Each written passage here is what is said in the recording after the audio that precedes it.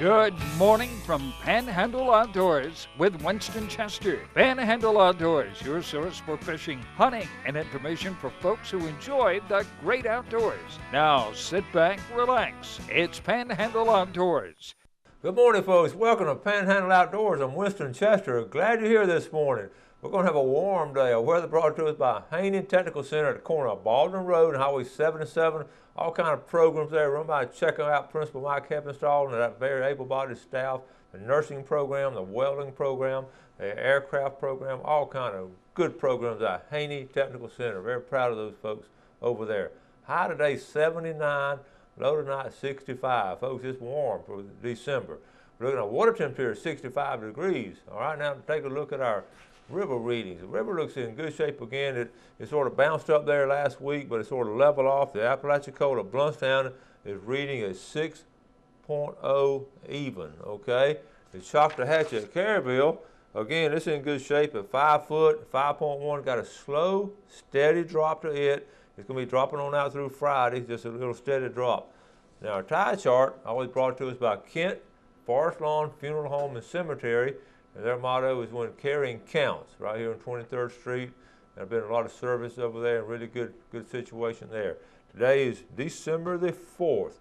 Folks, we're looking at 1, 2, 3 weeks from today is Christmas morning. Is that amazing or not?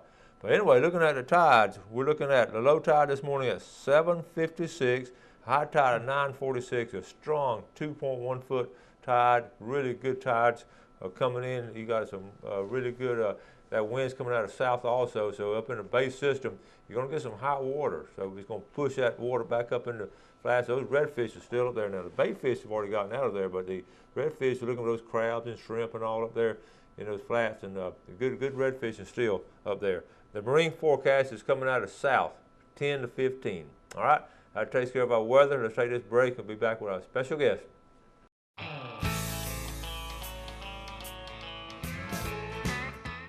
Welcome back, and welcome back, Captain Rick Corley. Merry Christmas. Merry Christmas to you. We're getting ready to do our Christmas program this month of December and all. We've got Christmas coming up. We're going to talk about some presents and all for the boatmen, but you mentioned something while I was doing the weather. We're talking about, river rising and river falling, and, and a lot of us take this for granted, but you brought up a good point.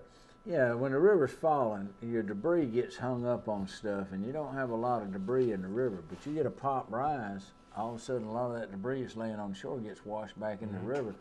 And if you're running a pretty good sized boat, you can have, a lot of debris to have to watch for to get the propeller and things of that nature. If you're running something that runs fast, you might want to slow down a little bit, because during a pop rise, all that debris will flow back into the river and create problems. Good point, and we take that for granted a lot of times, but when it does get up there and that stuff's floating out there, a lot of times it's like an iceberg. Some of it's showing, and a lot of it's underneath. Yeah, you have a log. When I was running towboats on the river, we had whole trees come down the river sometimes. Yeah. I know on Apalachicola and Choctawhatchee over here, both of them are can get logs in them and limbs and everything. So that's a good point there. All right, so let's talk about boats now. You're a boat expert, and we have Christmas coming up, and we have a lot of friends, that have boats and all, and all kind of neat little things you can get them. Yeah, I mean, depending on what you want to spend, a handheld VHF or a handheld GPS navigation receiver is a good backup if somebody's got a big boat and you got equipment on the boat, but a lot of times you don't have anything that to back it up, and that little things like that, or one of these waterproof charts of the local area is kind of handy in case you can't afford a handheld GPS. Get them a waterproof map. They have them at the chart stores, and that way you got to back up. If you have to, you go back to the old way of looking on a chart. But there's a lot of neat things. Some people are wanting to get into boating and buy them a safe boating course. That's a good idea. Yeah. From Power Squadron or Coast Guard Auxiliaries, wherever you're at, they give those boating safety courses, and I think they're $35 or something like that. It's not exorbitant, but it's a nice gift. Well, boating's sort of like camping. As it advances over the decades, and all the equipment for it has become so sophisticated and so nice. Like, for instance, the grills. Yep. Years ago, you wouldn't put a grill on a boat, but now they have these fancy Oh, grills. you got rail grills by Magma and people like that, and Yeah. West Marine that fit right in the rod holder. And Oh, you can cook fascinating. all you want. Another thing is they make a book called Chapman's Seamanship and Small Boat Handling. Mm-hmm. And people that boat it, if they haven't had a safe boating course, at least buy that. You know, and it's not a cheap book, but it's a great book. It's got everything you just about would need to know. So Ed McMahon used to say, like, Yeah. Funk and Wagner, they got everything in it that you need. Yeah, that's right.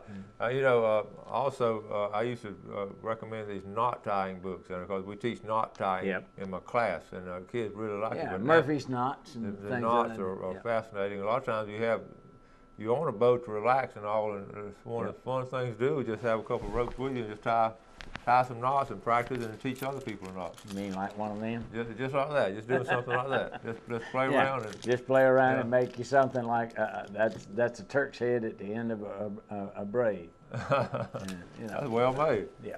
And kids and teenagers enjoy doing that. Sure. They haven't been exposed to it much. So we just give them a pile of ropes and let them just start tying them and all. But now there are apps, and on tomorrow's show I'm going to show you an app on knot tying that you can pick up. It's really fascinating how you do it. So all kinds of things you get for a boat person. There is, absolutely. I mean, anything from just a B1 fire extinguisher. I mean, it's just, you can go on and on and on. You can go in, you know, boat, West Marine or Panama Marine or Northwest Florida Boat Works, places like that, and you can find what you're looking for. Or C&G or Blue Water or Sunjammer, our sponsors. We'll go those places first. But anyway, I understand. One of the things that people are buying, in fact, they're buying a lot of fishermen are on these center console boats are buying these GoPro cameras, and I have one also, and they're going and they're attaching them. In fact, a guy bought one the other day down here at Sunjammers, and because they want to video themselves fishing and all that, and it's great to have that record, catching that big fish and all. They just turn that GoPro on, and we've gotten to do that now. So those little GoPro cameras are really, really nice. So. Yep, like I say, and we were naming a lot of places, but there are a lot of boat places, and like I say, Blue Water down in St. Joe is an excellent choice. And one more thing before we get ready for the break, then we'll come back with a lot of pictures. And it's hard to find people making the handmade boat paddles, not necessarily to use, but just as a collector's item. There's only a few of them. One guy in Apalachicola still does it, but you know how the old guys used to take that juniper and make a handmade boat paddle, and then carve your name, the boat's name on it. Even sometimes you're going around some of these yard sales and things. I found an old bell and didn't realize till I got back I had found an 1839 bell off an old boat on the Apalachicola River. I got to looking and started doing the research and found out, it was off a boat. It was. It's my back door. That's cool. Now. Any kind of nautical stuff like that. Yeah, you can find them. Okay. Let's take a break. We'll come back with a lot of good pictures y'all seen in over Thanksgiving. We'll be right back.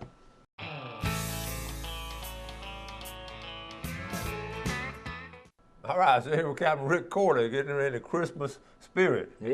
December is here, and we're 3 weeks away from Christmas, and we just finishing up with Thanksgiving, and you folks sent a lot of pictures to us, and we got some off Facebook, some of y'all sent them directly to me in email, so we're going to get started, and it's going to amaze you at all the variety of things we have here in the Panhandle. We talk about it all the time, but here's living proof of our Thanksgiving holidays. Okay, let's start off the first one here. This is Brant Marshall now. He loves whatever's in season. Old Brant likes to do it. He graduated a couple years ago from a class. This right here is a canvasback. Got out of the bay, a nice canvasback there. I'm going to show a picture of him later on with a different kind of duck. Good job, Brant. There's my buddy Kenny Ballstick. Now this is not, we didn't get these here in the Panhandle, but Kenny lives here in Lynn Haven, grew up, born and raised here, but I showed you the deer picture last week. He's up on a family farm in Missouri. Now he's trapped. This is trapping, folks. He's not hunting. He's trapping, which is still legal to do up there. He got 6 raccoons and 1 possum. Not bad, is it? No. Okay, now we got a cow. This is Marcus Parrish with a fox. He's in a tree stand. He looks down, and all of a sudden there comes a fox coming by. Good picture, Marcus. Now, coyote hunting, trying to get rid of coyotes. Brett Brown here got some big old coyotes. Yeah, coyotes and hogs need to go. There's too many. They do a lot of damage. And the whiting. The whiting, you know, fishing was good during the holidays. Bill Angevine caught these whiting. That was a good meal to break away from all that turkey we ate. Yeah. Whiting, you want to sort of eat that fresh, you know, okay? Now, here's Chris Pavick. I ran him up at a ball game up in Cottondale tonight. Chris is from Sneeds. He's the first 8-point. Got him down there around Alpha, not too far from the Chipola River. Nice job there, Chris. Appreciate you coming over to talk to me at the ball game. All right, we talked about this yesterday. You know, this is Charlie Younger with these redfish out of St. Joe Bay. He caught the day after Thanksgiving. He caught 3 at 40 pounds plus. Then went back 2 days later and they caught 14 more at 40 pounds plus. He was telling me they caught over 500 pounds of redfish, caught and released. That's a huge fish. Yeah, so I know you had a good time, Charlie. Good job. This is a warmer right here. Wendy Coyote Kennedy, she's a married name. She lives in Mobile now, but they do a lot of outdoor stuff. Wendy's from here, and she decided you know how cold it was during Thanksgiving, so that's her face warmer. Okay, let's see. This is Kirsten Owens Atkins. Got this nice buck here. All right, now here Priscilla Lewis with the Bear Creek Hunt Club. Charlie Wooten sent this picture. This is a nice 6-point up there off Highway 20, the Bear Creek Hunt Club. Now, here's some hog hunting with Paul Stokes of Muddy River Outfitters. This is Hannah King and her dad. They had a dad-daughter night last Friday night. They went out hog hunting and they really got them fairly early. I want to say they got them around 8 or 9 o'clock. Nice hog there. Hannah King. Good job, Hannah. All right, now we'll go back to that. Brant Marshall got a shoveler here. This is a shoveler, a different kind. See the mouth right there of that particular duck? That they're not big ducks and all, but it's a different kind of duck, different variety. Okay. Here is, let's see, this is Randy Beavis with a 7-point up in Conard over the holidays. Good job, Randy. Carl Poston. Let's see, Carl Poston. I got Carl in here. Here's Carl Poston. Nice, right. That's Randy. That's another picture of Randy. Right here is Carl Poston up there at Bear Creek Hunt Club. This is a 178-pound, 8-point. Yeah. Charlie Wooten and I go. They love the dog hunt up there. All right, here's a Wes Davis. That pig got too close to his corn. He said he had to take him out. Yeah. But a lot of pigs. All right, now people also fishing right at the end of grouper season. Jeremy Cotton caught these red grouper. Yeah. That's some good eating right there. And what about old Tim Sutherland and Blake Sutherland? This is on their lease up there around Selma. And Tim is, the Sutherland family, and Blake, I hunted with him before. Good outdoorsman. That is that's nice. Down there around the Alabama River. That's going to be good hunting. That is excellent hunting around that belt right there. So they had a good Thanksgiving. All right, this is Justin Leake and his little boy. First duck hunting trip this past weekend, and they got a good job there. But Todd Jones, they went with Todd Jones, and Todd took his daughter. I think Todd and his daughter shot two snow geese right there. Yeah. That's what they were right here. Yeah. So that's a good job there. Todd Jones and his daughter, and Justin Leake and his son. And the last picture is Jerry Register on the school board. He has a lease up there in Georgia, and that is a nice buck, Jerry. Good one right there. So that takes care of it. That shows you how many, a lot of hunters, of course, go out of town. Jerry went to Georgia, and Southern went to Alabama, but the rest of this stuff is right here, local here in our Panhandle area. And if anybody makes any deer sausage with that, I'll help you eat it. I'll tell you, people, when they first started doing deer, before they started processing, some people were sort of wary about eating it. Now people are, fight you for that deer sausage. That's right. And that's one of the good things about being able to take a doe. And when it's overpopulated, a lot of people, doe season be coming up December 26th in an overpopulated area. That's something good. You got good tender meat there to make that sausage out of, and it's high in protein, and it's healthy. A deer meat is healthy. Venison is healthy compared to a lot of fat-raised game and all. So yeah, we don't have it around here, but one of my favorites, buffalo. Ooh, boy. When I was out west, somebody said, "You going back to Cheyenne?" I said, "Yeah, I got to go back and get some more buffalo chili. That's good stuff." Now, see, I've never eaten any buffalo. Oh man, it is Is really it good? Yes, yes, it is. It is excellent. All right. All right, we're going to take our final break, and we'll be right back.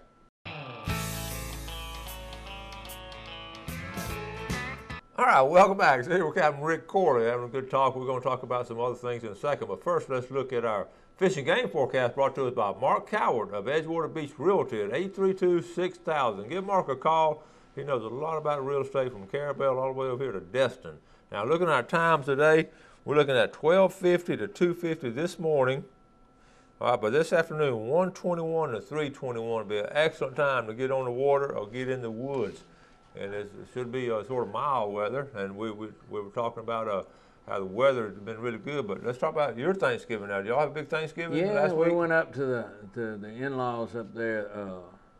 My son-in-law's sister and her husband they have a get-together, and there was about 20 of us up there, maybe 25. Where was it? In Greensboro, Florida, and had a big turkey day. And the only bad thing about going up that way is I was almost in a coma coming home from eating all that turkey and dressing. I just trying to drive and stay awake, you know. Yeah, but it was good. It was outstanding. And we go up there every year because it's just, they cook.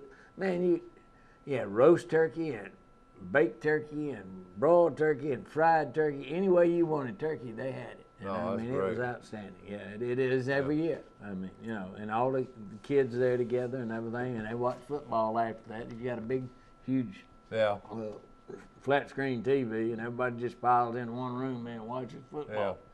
Yeah. Well, talking about good food and all, last time I saw you about 2 weeks ago, that's when Grover Davis had that fish fry for the old timers, and when we and I talked and all, but it was food was great and all, but what was great was that camaraderie with all these old captains. Yeah, well, I had decks for every one of them sitting up there at one time or another, you know, and of course, there was Darrell Holman and Buster McKay and Bill Raphael and Don Morrell and Darrell Holman, Feeney Whitfield, all of them old captains, and I just was happy to see that they're doing pretty good.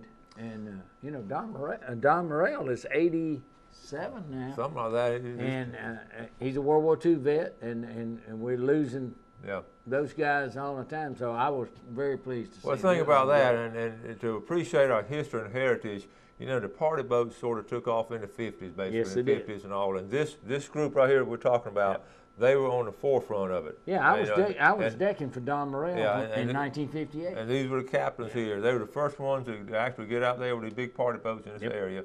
So, they're getting on in years, and to get them together for that reunion was really special. Yep. And not, historically, as you look back historically across our country, no matter what field you're in, it's hard to do something like that. To get a group of them together. I know World War II veterans get together, pilots and all, but just a few of them left. So it takes a lot to put it on, and Grover did a wonderful job. Yes, and he does a lot of things for this community that people really don't know about or appreciate. But he's quite a fellow. That was good. Yes, okay, now look, we have some right now. This week is sort of mild weather. But we have some cold weather. I know we're going to have some cold weather coming up, maybe Christmas or New Year's, whatever. Usually our coldest month of the year is always February. Yeah, it is. So don't be lulled to sleep by this little warm stuff. No. But mid-January on, you need to be preparing your boat. Okay, boat-wise. So tell us basically what we need to be doing boat-wise with the really cold weather coming up. If you keep the size of the boat. Yeah, if you keep the boat in the water, of course, believe it or not, the water temperature keeps a lot of your freezing away from a boat, but it's not bad to put a heater in the engine room if you don't have one. Be sure it doesn't get too hot or in the place. Those thermostat controls that come on and go off to keep the temperature and set it low, but that's just enough to keep the freezing out. All your boats that are heat exchange cool, be sure and put you plenty of antifreeze. Check that just like you do on your car with the heat exchangers. If you have the boat out, if you're like an IO, you might want to drain the main block on the engine sitting out on the trailer. trying to think of anything else. If you've got any a water tank on board or anything, you might want to drain it down, pump all the water out of it, because if it freezes and busts, then you're gonna have a problem later to have to replace it or fix it. And some of them are the water tanks are put in real gosh awful places to have to change them out. So you want to make sure you got all the water out of them so you don't wind up with a busted tank. Most of them are those FRP tanks. Polypropylene, they'll break if they get. Do you see any improvement with our gasoline anytime soon for the outboard motor guys? No, and if you can, do not buy ethanol fuel and put it in an outboard motor. It will ruin them. It ruins everything. We talk about that all the time and all, but even the good gas goes bad sometimes. And if you got a stability or of some kind additive, that's not a bad idea, because a lot of times boats sit longer than cars before they're used. Sure they do. And the fuel will go stale on you. If you've got diesel boats, you want to put some kind of BioGuard, an algicide in there every so often to keep the algae from growing in that airspace between the fuel and water that's in there. But you do that whether it's cold or not, but it's still good maintenance ideas. The other thing is look for things that would freeze in the boat is the main thing when they're sitting out on a trailer or things like that, because there's not as much insulation as in your house. Sometimes, if nothing else, put a 100-watt bulb just on an extension cord, hang it down there where it's in the clear, and that'll keep it from freezing in there. I've always been believe any cover is better than no cover on a boat.